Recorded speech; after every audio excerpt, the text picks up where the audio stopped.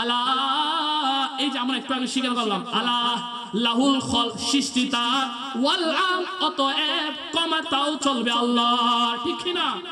আল্লাহর রাজত্ব, আল্লাহর দিনের মধ্যে, আল্লাহর দুনিয়ার আল্লাহর ক্ষমতায় চলবে। ঠিক কিনা বলেন? তাহলে আমরা সবাই আল্লাহর দিন প্রতিষ্ঠা করার জন্য আমরা সবাই রাজি আছি কিনা? একমাত্র ভরসা রাখবো কার উপর? আল্লাহর উপর। আনফুসিনা ওয়া মাওলানা মুহাম্মাদান আবদুহু ওয়া রাসূলুহু الذي أرسله الله تعالى بالحق بشيرا ونذيرا وداعيا إلى الله بإذنه وسراجا منيرا أما بعد فأعوذ بالله من الشيطان الرجيم بسم الله الرحمن الرحيم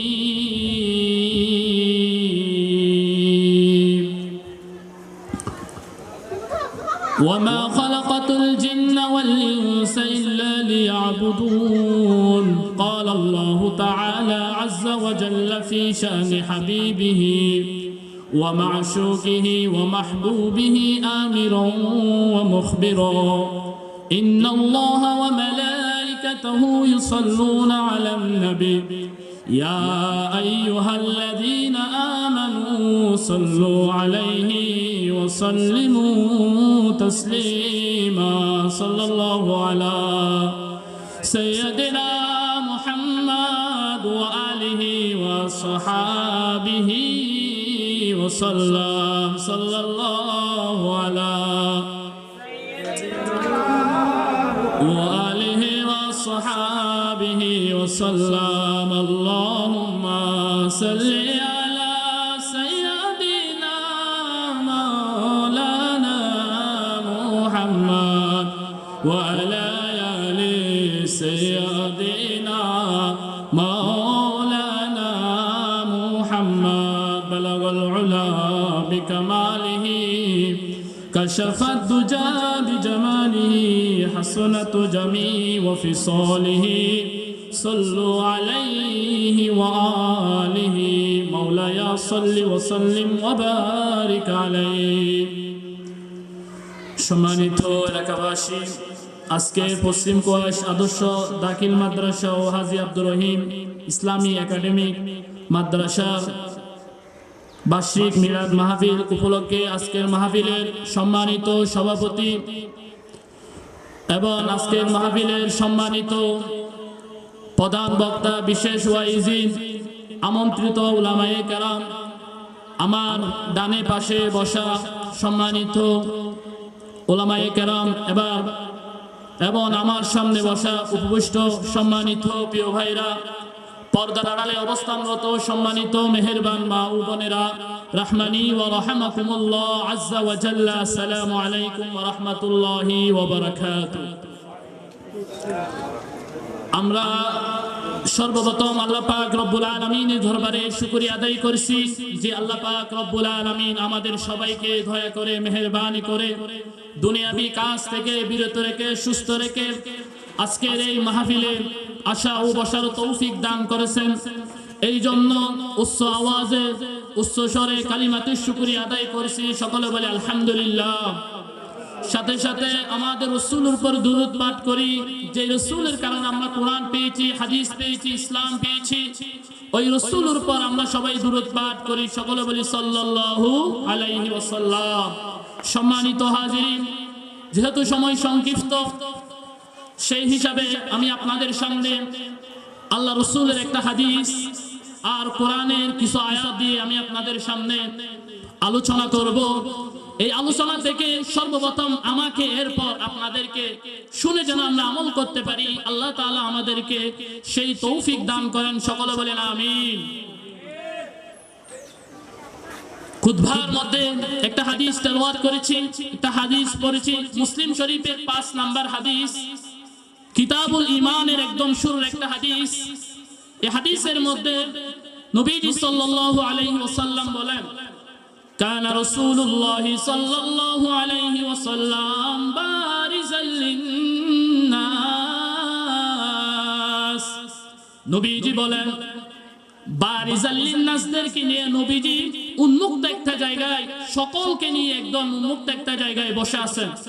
ফাতাহু রাজুলুন, এমত অবস্থায় এক ব্যক্তি আসলো। আসার পর নবীজির সামনে নামাজে যেমন আমরা হাঁটু গেড়ে বসি ওইভাবে বসলেন। বসার পর আল্লাহ নবীকে ওই লোক 4টি প্রশ্ন করলেন। তার মধ্যে 1 নাম্বার হলো মাল ঈমান ইয়া রাসূলুল্লাহ, ইয়া রাসূলুল্লাহ ঈমান কি? ঈমান এটা আবার কি জিনিস আপনার কাছে জানতে চাই। আল্লাহর নবী জবাব দিলেন মৌলিকভাবে 6টা জিনিস বিশ্বাস করার নাম হচ্ছে ঈমান। জোরে বলেন কয় জিনিস? 6 জিনিস। 1 নাম্বার আল ঈমান ওয়া তুমিনু বিল্লাহ, 1 নাম্বার আল্লাহকে বিশ্বাস করা। 2 নাম্বার ওয়া মালাইকাতিহি, আল্লাহর সকল ফেরেশতাদেরকে বিশ্বাস করা। ওয়া কিতাবিহি, আল্লাহর যত আসমানীয় কিতাব আছে সব আসমানীয় কিতাবগুলো বিশ্বাস করা। ওয়া লিকাইহি, আল্লাহর সাথে যে সাক্ষাৎ হবে এটা বিশ্বাস করা। ওয়া রাসূলিহি, আল্লাহর যতগুলো রাসূল আছে সকল রাসূলদেরকে বিশ্বাস করা। 6 নাম্বার ওয়া তুমিনু বিল বাতিল আখিরা, মৃত্যুবরণ করার পর আমাদেরকে আল্লাহর সাথে যে সাক্ষাৎ করতে হবে এটা বিশ্বাস করা। মৃত্যুবরণ করার পর আমাদেরকে আবার জীবিত করা হবে ওটা বিশ্বাস করা। কয়টা জিনিস বিশ্বাস করার নাম ঈমান? 6টা জিনিস বিশ্বাস করার নাম হচ্ছে ঈমান। তার মধ্যে 1 নাম্বার আল্লাহকে বিশ্বাস করা, এরপর 2 নাম্বার হচ্ছে আল্লাহর ফেরেশতাদেরকে বিশ্বাস করা, 3 নাম্বার আল্লাহর সকল আল্লাহর আসমানী যতগুলো কিতাব আছে সব কিতাবগুলোকে বিশ্বাস করা, 4 নাম্বার আল্লাহর সাথে যে আমাদের সাক্ষাৎ হবে এটা বিশ্বাস করা, 5 নাম্বার আল্লাহর সকল রাসূলদেরকে বিশ্বাস করা, 6 নাম্বার হচ্ছে আমরা যে মৃত্যুবরণ করব, মৃত্যুবরণ করার পর আমাদেরকে আল্লাহ তাআলা আবার জীবিত করবে এটা বিশ্বাস করা। এই 6টা জিনিস মৌলিকভাবে, এই 6টা জিনিস বিশ্বাস করার নাম হচ্ছে ঈমান। মুসলিম শরীফের 5 নাম্বার হাদিস। ওই লোক 2 নাম্বার দ্বিতীয়বার আবার প্রশ্ন করলো, ইয়া রাসূলুল্লাহ মাল ইসলাম, ইয়া রাসূলুল্লাহ, ইয়া রাসূলুল্লাহ ইসলাম কি? ইসলাম এটা আবার কি জিনিস আপনার কাছে জানতে চাই। আল্লাহর রাসূল জবাব দিলেন মৌলিকভাবে 4টা জিনিস আমল করার নাম হচ্ছে ইসলাম। জোরে বলেন কয় জিনিস? 4 জিনিস। মৌলিকভাবে 4টা জিনিস বিশ্বাস করার নাম হচ্ছে ইসলাম, আর মৌলিকভাবে 6টা জিনিস আমল করার নাম হচ্ছে ঈমান। তাহলে 2 নাম্বার মৌলিকভাবে 4টা জিনিস আমল করার নাম হচ্ছে ইসলাম। 1 নাম্বার তুমি আল্লাহর সাথে কাউকে শরীক করবা না, শিরিক মুক্ত ইবাদত করবা, আল্লাহর সাথে কাউকে শরীক করা যাবে না, এটা হলো 1 নাম্বার। 2 নাম্বার ফরজ নামাজ আদায় করবা। 3 নাম্বার ফরজ যাকাত আদায় করবা। 4 নাম্বার ওয়া তাসুমা রমাদান, রমজান শরীফের রোজা রাখবা। তাহলে কি মৌলিকভাবে 4টা জিনিস বিশ্বাস করার নাম হচ্ছে ইসলাম। তো এখন আসেন, আমরা ঈমানদার, আমরা মুসলমান, আমরা ঈমানদার। ঈমানদার হওয়ার পরেও আমরা অনেকে টাকার কাছে বিক্রি হয়ে যায়। সামনে যে বুট আসতেছে আমরা অনেকে টাকার কাছে বিক্রি হয়ে যাব। আমরা মুসলমান হিসাবে আমরা কখনো টাকার কাছে বিক্রি হব না। আমাদের ঈমান থাকা অবস্থায় আমরা কখনো ঈমান হারা হব না। যা কিছু হয়ে যাক না কেন আমরা একমাত্র ভরসা রাখবো কার উপরে? সবার বলতে হবে কার উপরে? আল্লাহর উপরে। ইসলামের জন্য সাহাবীরা কত রক্ত দিয়েছে, হানজালা রক্ত দিয়েছে, হুব্বাব রক্ত দিয়েছে, সুমাইয়া রক্ত দিয়েছে। তো এরা এর পরেও কখনো ঈমান ছাড়ে নাই। তাদেরকে কত নির্যাতন করা হয়েছে, তাদের উপর কত জুলুম করা হয়েছে, এরপরে তারা কখনো ঈমান ছাড়ে নাই। হযরত সুমাইয়ার কথা আমি আপনাদেরকে বলি। আল্লাহ রাসূলের সাহাবী আম্মার, এই আম্মারের মায়ের নাম হচ্ছে সুমাইয়া। আম্মার ঈমান আনলো, সুমাইয়াও ঈমান আনলো। আবু জাহেল বদমাশ তাদেরকে দেখতে পেল, দেখার পর বলতে লাগলো সুমাইয়া তুমি নাকি ঈমান আনছো? সুমাইয়া বলতে লাগলো হ্যাঁ আমি ঈমান আনছি, আমার সন্তানও ঈমানদার। আবু জাহেল বদমাশ বলতে লাগলো সুমাইয়া তুমি কি ঈমান ছাড়বা নাকি? ভয়ঙ্কর শাস্তি ভোগ করবা। সুমাইয়া বলতে লাগলো, আমি এক আল্লাহর উপর ঈমান আনলাম, এমন এক আল্লাহর প্রতি ঈমান আনলাম, হে আবু জাহেল বদমাশ, কান পেতে শুনে রাখো, আমার জীবন দিয়ে দিব, আমি মরে যাব, ভয়ঙ্কর শাস্তি ভোগ করব, কলিজা দিয়ে দেব, এরপরেও আমি সুমাইয়া কখনো ঈমান হারা হব না। সুবহানাল্লাহ। সুমাইয়া বলতে লাগলো, আমি আমার জীবন দিয়ে দিব, এরপরে আমি কখনো ঈমান হারা হব না। আবু জাহেলের রাগ উঠে গেল। আবু জাহেল বলতে লাগলো, আবু জাহেল দুইটা কুটি নিল। কুটি নেওয়ার পর এক কুটির মধ্যে তার সন্তান আম্মারকে বাঁধলো, দ্বিতীয় কুটির মধ্যে তার মা সুমাইয়াকে বাঁধলো। বাঁধার পর আবু জাহেল বদমাশ বলতে লাগলো, আম্মার তুই কি ঈমান ছাড়বি নাকি তোর মাকে ভয়ঙ্কর শাস্তি দিব? এটা যখন বলতে লাগলো, তুই যদি ঈমান না ছাড়স তাহলে তোর মাকে উলঙ্গ করে ফেলবো। চিল্লায় বলেন নাউজুবিল্লাহ। আম্মার চিন্তা করতে লাগলো, আর আবু জাহেল বদমাশ তার মাকে উলঙ্গ করে ফেললো। আর আম্মার বলতে লাগলো, আরে এই দৃশ্যটা দেখার আগে আমি কেন মৃত্যুবরণ করলাম না? আম্মার নিচের দিকে তাকায় আছে। আবু জাহেল বদমাশ বলতে লাগলো, আম্মারের চেহারাটা তার মায়ের দিকে দে, যাতে করে তার মাকে দেখতে পাই। ওই মুহূর্তে সুমাইয়া ডাক দিয়ে বলে, ওই পজিশন থেকে সুমাইয়া ডাক দিয়ে বলে, হে আমার সন্তান আম্মার, আমার যা হওয়ার হয়ে যাক, তুমি আমার সন্তান আম্মার, এরপরেও আমার যা হওয়ার হয়ে যাক, তুমি আমার সন্তান আম্মার কখনো ঈমান ছাড়বে না। সুবহানাল্লাহ। এরপর আবু জাহেল বদমাশ একটা বর্ষা আনলো। বর্ষা আনার পর সুমাইয়ার লজ্জাস্থানের মধ্যে আঘাত করলো। সুমাইয়া শহীদ হয়ে গেল। পুরা রাস্তায় রক্তে রঞ্জিত হয়ে গেল। ওই মুহূর্তে ওই পজিশন থেকে সুমাইয়া ডাক দিয়ে বলে, হে আমার সন্তান আম্মার, আমি তো মনে হয় শাহাদাতের পানি পান করতে চলতেছে। হে আমার সন্তান আম্মার, তোর আমার যা হওয়ার হয়ে যায়, তোর যা হওয়ার হয়ে যায়, এরপরেও হে আমার সন্তান আম্মার, তুই কখনো ঈমান ছাড়বি না। সুবহানাল্লাহ। আল্লাহ বলেন, আমিনু কামা আমানান নাস, ঈমান আনো সুমাইয়া আর আম্মারের মতো ঈমান। তাহলে আমাদের ঈমান, এখন তো আমাদের ঈমান কত দুর্বল। আমরা মানুষের কাছে বিক্রি হয়ে যাই। মানুষ একটু ভয় দেখালে আমরা কি উল্টা পাল্টে, আমরা পাল্টে যাই। তাহলে বলেন, ভরসা রাখতে হবে একমাত্র কার উপরে? আল্লাহর উপরে। যারা আল্লাহর উপর ভরসা রাখে, আল্লাহ তাদেরকে হেফাজত করে। ঠিক কিনা বলেন? আল্লাহুম্মা সাল্লি আলা মাওলানা ওয়া আলা আলি সাইয়্যিদিনা মাওলানা মুহাম্মদ। তাহলে প্রিয় ভাইরা, বলেছিলাম ইসলাম কাকে বলে? তো ইসলাম হচ্ছে চারটা জিনিস বিশ্বাস করার নাম হচ্ছে ইসলাম। তার মধ্যে এক নাম্বার, তুমি আল্লাহর সাথে কখনো কাউকে শরীক করবা না, শিরক মুক্ত ইবাদত করবা। মনে করেন রাষ্ট্রের যিনি প্রধানমন্ত্রী হবেন, তিনি হবেন আল্লাহওয়ালা, তিনি হবেন মুত্তাকি। তো আল্লাহ বলেন, দেখো তুমি শুধুমাত্র আমার পক্ষ থেকে তুমি একজন প্রতিনিধি, তুমি কিন্তু আসমান জমিনের মালিক নয়। বলেন আসমান জমিনের মালিক কে? সবার বলতে হবে, আসমান জমিনের মালিক কে? আল্লাহ। চন্দ্র সূর্যের মালিক কে? জমিনের মালিক কে? আমাদের সকলের মালিক কে? আল্লাহ। আল্লাহ তাআলা সূরা আরাফের 54 নম্বর আয়াতের মধ্যে আল্লাহ তাআলা বলেন, ইন্না রাব্বাকুমুল্লাহুল্লাযী খালাকাস সামাওয়াতি ওয়াল আরদা ফি সিত্তাতি আইয়াম সুম্মা ইসতাওয়া আলাল আরশ। আল্লাহ তাআলা বলেন, ইন্না রাব্বাকুমুল্লাহ, তোমাদের রব হচ্ছে আল্লাহ। চিল্লায় বলেন, আমাদের রব কে? এই যে আমরা যে বললাম আমাদের রব আল্লাহ।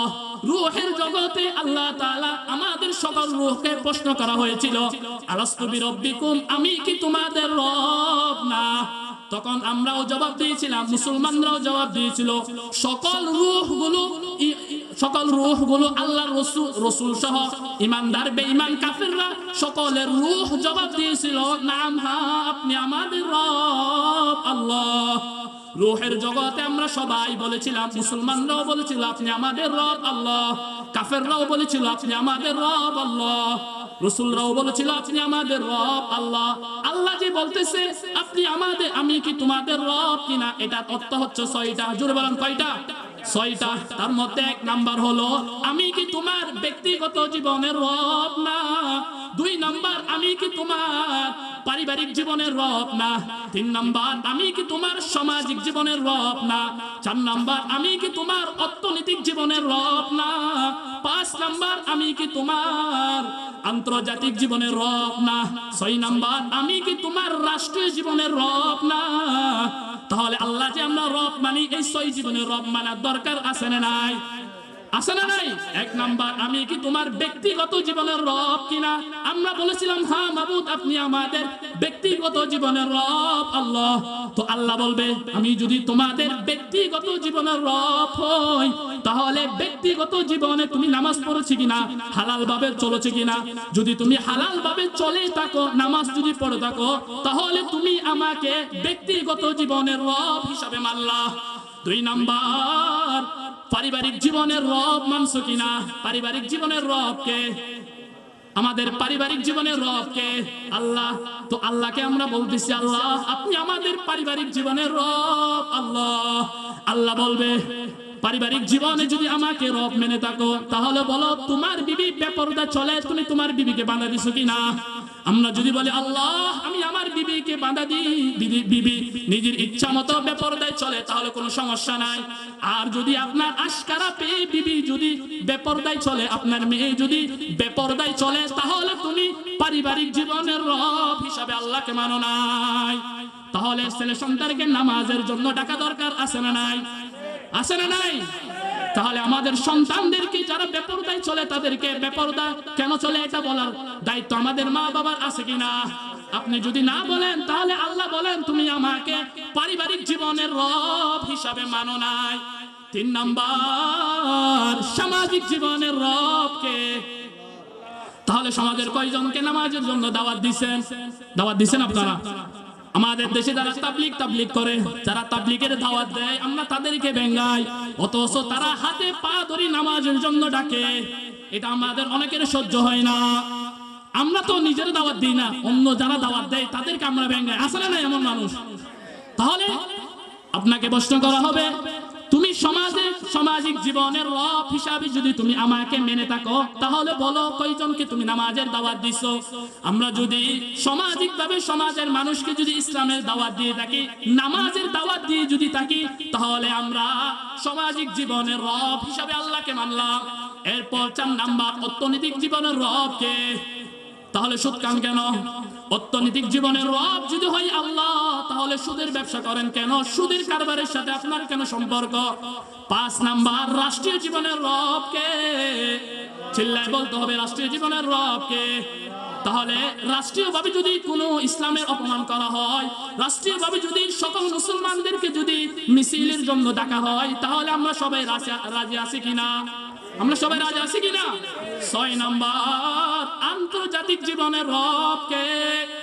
তাহলে আন্তর্জাতিকভাবে যদি আমাদের নবী অথবা আমাদের আল্লাহকে যদি অপমান করা হয়, রাষ্ট্রীয়ভাবে আমরা সকলেই প্রতিবাদ করতে রাজি আছি কিনা?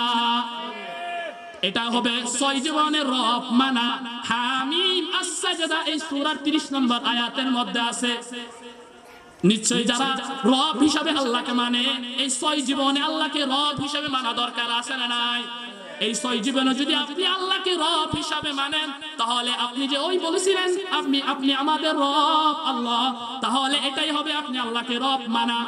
এবার আসেন সূরাতুল আরাফের 54 নম্বর আয়াতে আল্লাহ তাআলা বলেন, ইন্না রাব্বাকুমুল্লাহুল্লাযী খালাকাস সামাওয়াতি ওয়াল আরদা ফি ইরা। আল্লাহকে বিশ্বাস করে না এমন লোক আছে না নাই? আল্লাহকে বিশ্বাস করে না যে এমন লোক যদি আপনার কাছে তর্কের বিতর্কের মধ্যে যদি জড়াই পড়ে, আপনি তার সাথে ঝগড়া করবেন না, আপনি তাকে ভালো করে বুঝাবেন, একসাথে ডাকবেন, একান্তভাবে আপনি তাকে ডাকবেন। ডাকার পর বলবেন, দেখো ভাই, আসমান জমিন এগুলো তো আল্লাহই বানাইছে, চন্দ্র সূর্য এগুলো তো আল্লাহই বানাইছে। নাস্তিকরে যখন আপনি এইভাবে বলবেন আস্তে ধীরে, দেখবেন সে আপনার নিয়ন্ত্রণ চলে আসতেছে।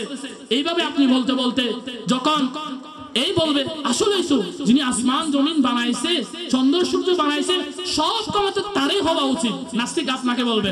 তখন আপনি বলবেন উনি হলেন আমাদের রব আল্লাহ। চিল্লায় বলেন আসমান জমিনের রব কে?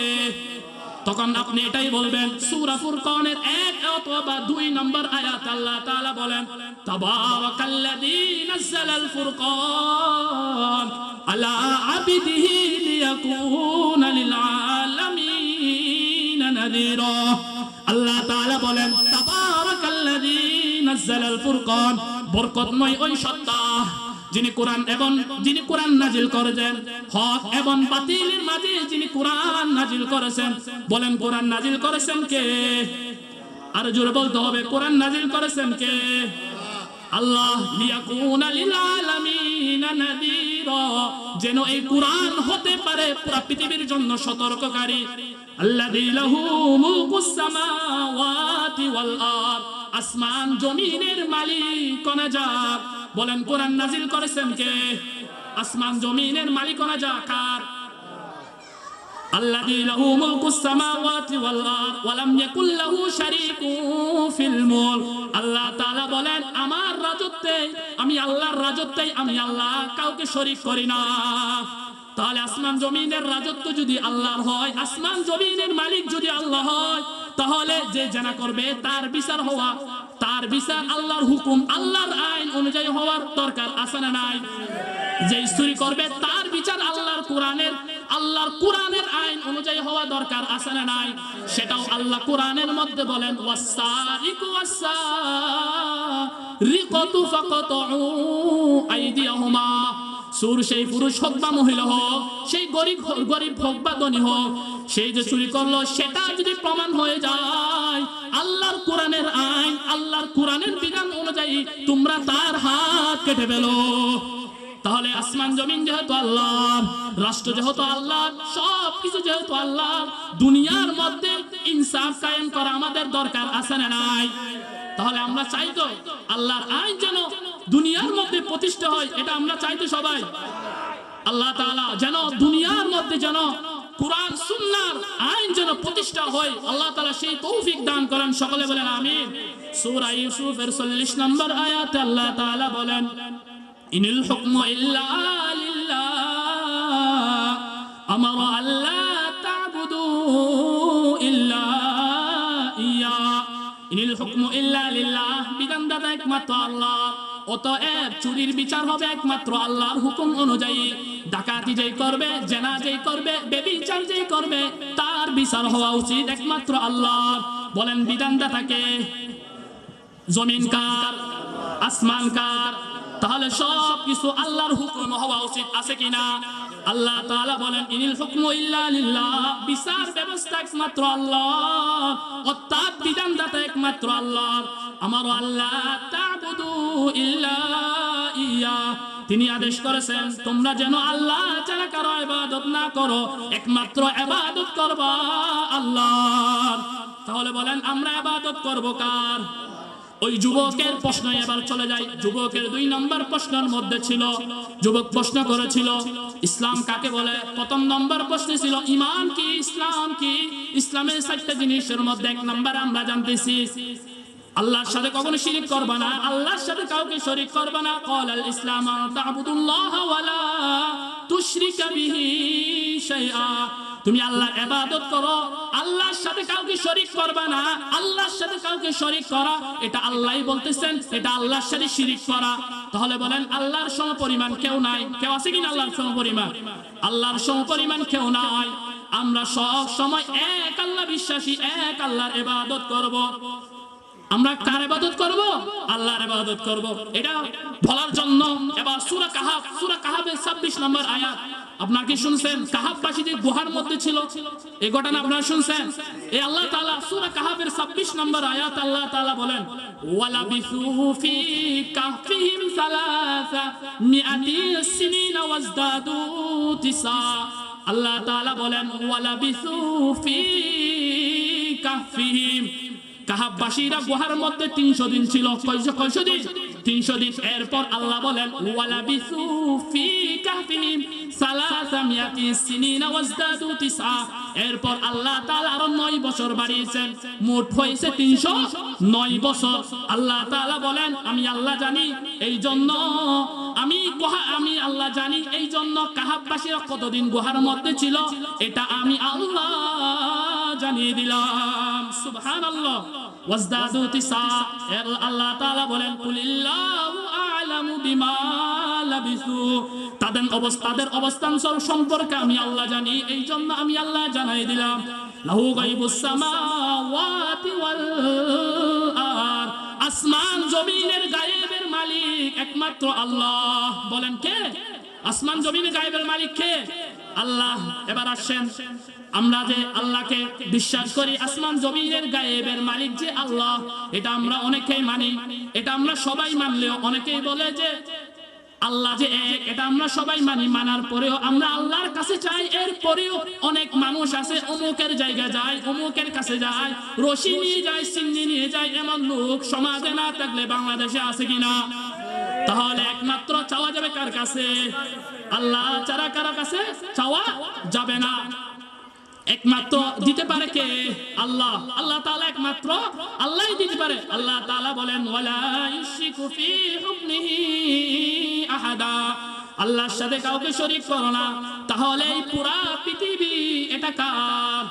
আল্লাহর। আল্লাহ তাআলা সূরা বুরুজের 16 নম্বর আয়াতে আল্লাহ তাআলা বলেন ফাআলুল লিমা ইউরিদ, তিনি যা ইচ্ছা তা সৃষ্টি করেন।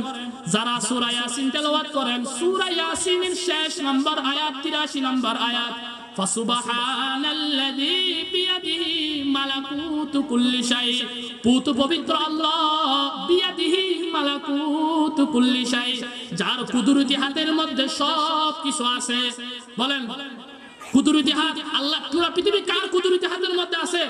আল্লাহ তাআলার হাতের মধ্যে আছে। তাহলে চলে আসেন ওই যুবকের 2 নম্বর প্রশ্ন, ইসলাম কাকে বলে? ইসলামের মধ্যে 1 নম্বর তুমি আল্লাহর ইবাদত করবা, আল্লাহর সাথে কাউকে শরীক করবা না, শিরক মুক্ত ইবাদত করবা। তাহলে বলেন, তাহলে এবার আসেন শিরক প্রথমত 2 প্রকার। জোর বলেন কয় প্রকার? 1 নম্বর আশিরকুল আকবার, 2 নম্বর আশিরকুল আসগর। 1 নম্বর আশিরকুল আকবার বড় শিরক, 2 নম্বর আশিরকুল আসগর ছোট শিরক। এবার আসেন বড় শিরক, এটা প্রথমত 3 প্রকার। জোরে বলেন কয় প্রকার? 3 প্রকার। 1 নম্বর বিশ্বাসগত শিরক। বিশ্বাসগতভাবে শিরক আমরা কিভাবে করি? তাহলে আমার সাথে সবাই বলেন ছেলে দেইকে, সবার বলতে হবে ছেলে দেইকে, মা বোনদেরকে ছেলে দেইকে, মেয়ে দেইকে, ছেলে মেয়ে উভয়টাই দেইকে। আবার কাউকে আল্লাহ ছেলেও দেয় না, মেয়েও দেয় না, ওই নারীকে বন্ধা রাখবে, এই ক্ষমতা আছে কার? আল্লাহ তাআলা সেটাই বলতেছে সূরা শুআরার 49 নম্বর আয়াত।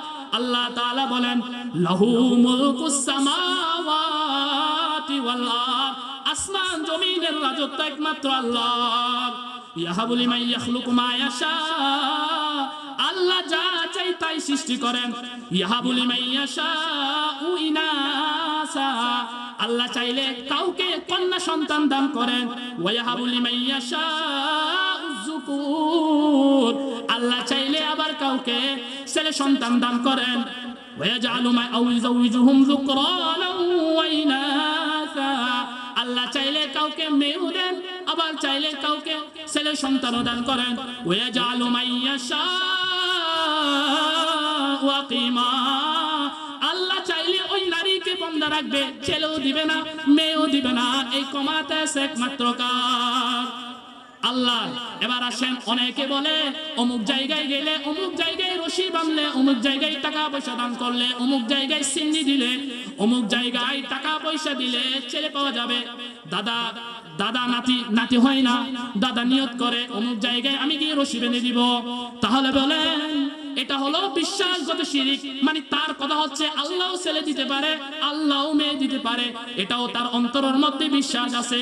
এরপরেও ওই ব্যক্তি চিন্তা করে না না অমুক জায়গায় গেলে ছেলে সন্তান পাওয়া যায়, তাহলে এটা হলো বিশ্বাসগত শিরক।